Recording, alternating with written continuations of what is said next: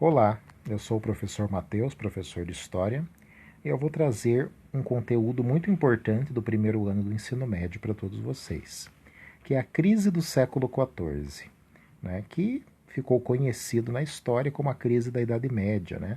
Então é o período final ali da Idade Média, onde toda a estrutura feudal, né, o feudalismo entra em xeque, também o poderio da Igreja Católica, né, e toda a estrutura econômica do período medieval, que se estruturou no feudalismo, na autossuficiência da agricultura e também no poder dos nobres, do clero e dos nobres. Por que isso vai acontecer?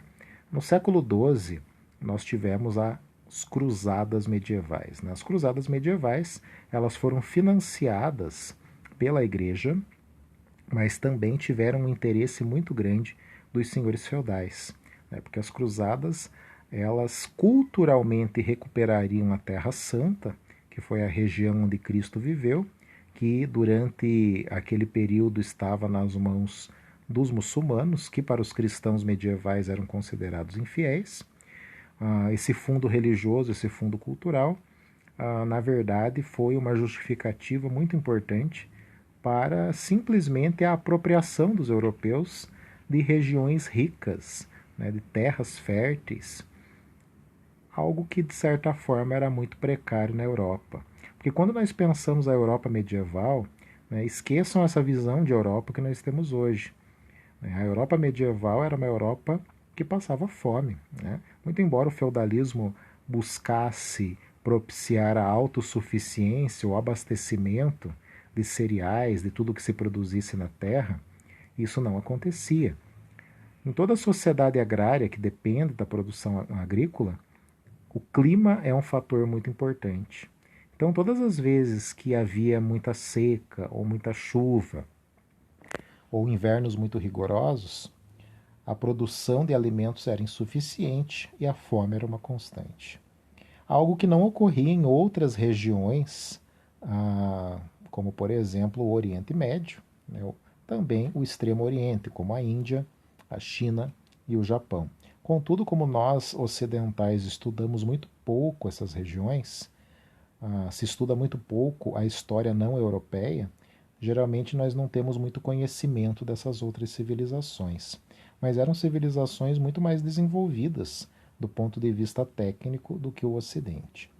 Dado essa questão, né, a justificativa pelas cruzadas foi uma justificativa muito mais econômica, né, uma motivação muito mais econômica do que cultural. Obviamente que cultural, religiosa, também se colocava naquele momento, né, mas a busca por riquezas, terras férteis em uma região desenvolvida, com certeza, foi maior.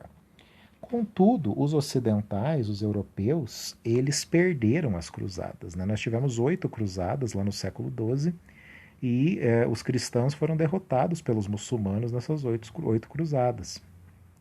O processo das cruzadas teve uma consequência na Europa, que foi a reabertura do comércio. Então, da queda do Império Romano até o século XII, como a Europa havia se ruralizado e se fechado dentro do feudalismo, diminuiu muito a circulação de mercadorias. Muito embora houvesse muitas caravanas, né, que traziam mercadorias do Oriente, mas essas mercadorias elas eram pouco comercializadas nos mercados europeus. E a circulação de moeda diminuiu muito nesse período. Como resultado, né, a economia europeia ela encolheu e se fechou dentro do feudalismo. Com as cruzadas, nós tivemos a reabertura do comércio como consequência, uma movimentação de pessoas que não havia acontecido até então, um renascimento urbano também, o renascimento das cidades, algo também que diminuiu significativamente a sua importância durante a Idade Média foram as cidades. Né? As cidades não desapareceram, elas continuaram existindo, mas elas perderam a importância que elas tinham na antiguidade. Perderam a importância que elas tinham lá no Império Romano, por exemplo.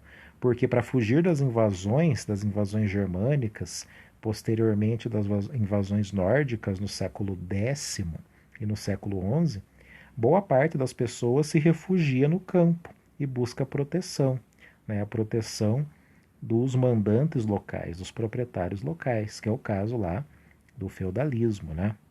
Que é o caso dos senhores feudais que administravam o feudo. Esse refúgio no campo acaba fazendo com que as cidades percam importância econômica, percam importância política e se tornem muito menos habitadas.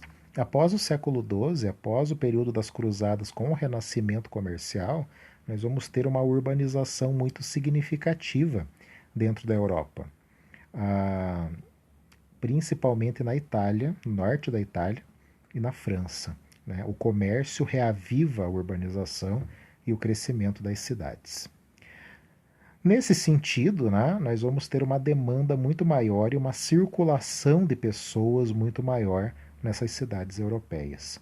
As pessoas vão se deslocar mais, vão consumir mais com o reaquecimento do comércio. Muitas mercadorias passam a chegar do Oriente, principalmente da China, e são comercializadas na Europa.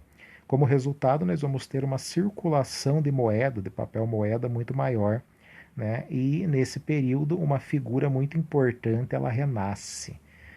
Ela, de certa forma, ganha uma importância, que é a figura do comerciante, o futuro burguês. Né? Então nota-se que aí no final da Idade Média nós vamos ter o nascimento do sistema econômico que nós temos até hoje, que é o capitalismo.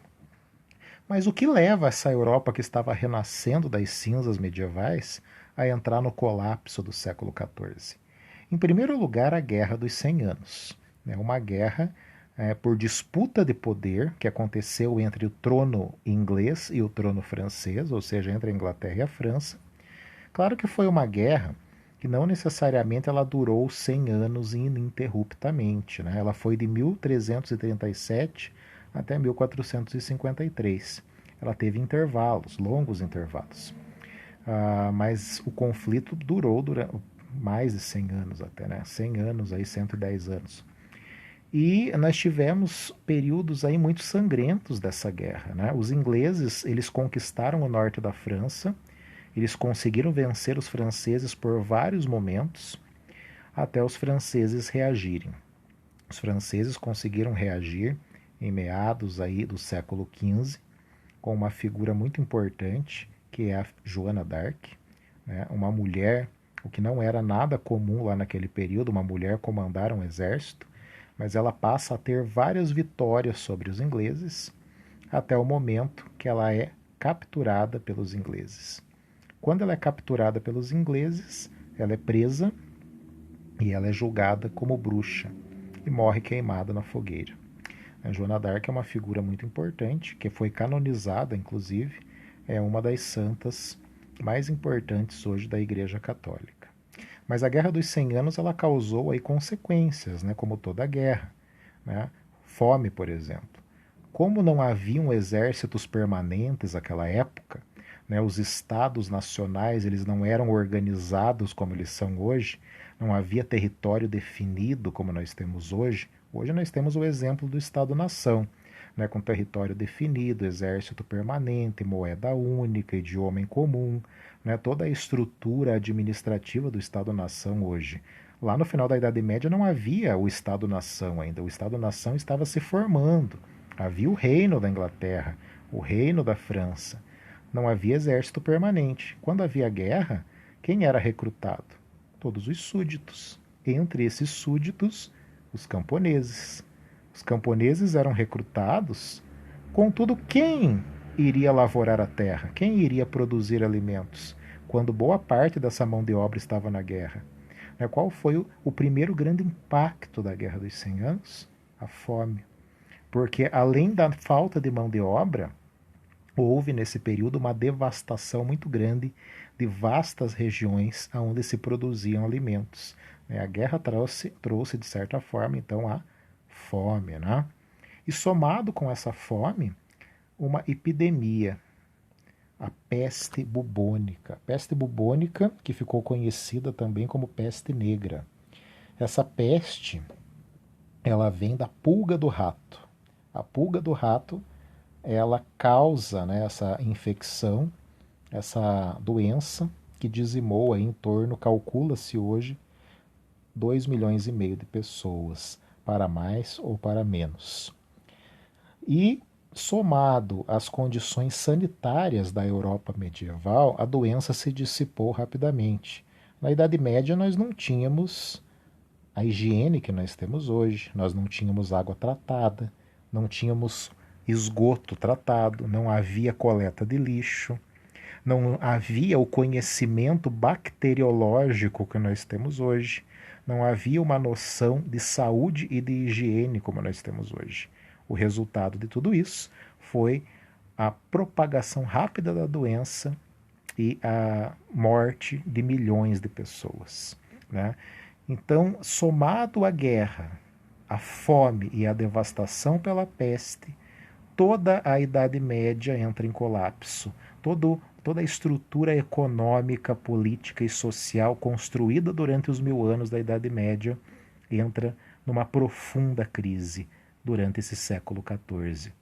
Essa crise do século XIV provoca um colapso porque os camponeses, os poucos que sobraram para trabalhar no campo, para produzir alimentos, não quiseram mais se subordinar aos seus senhores feudais. Todos os camponeses eram presos à terra e subordinados a senhores feudais, que eram como comandantes locais, comandantes de terras, de porções de terra, que tinham todos esses servos, todos esses camponeses sob o seu domínio. Esses camponeses não mais se subordinaram ou se revoltaram contra os seus senhores, pela convocação à guerra e pela fome e pelas consequências da guerra e da peste. Houveram várias revoltas camponesas nesse período que colocaram em xeque o feudalismo, que foi o sistema econômico e político estruturante da Idade Média. Contudo, após esse período, quem ascende?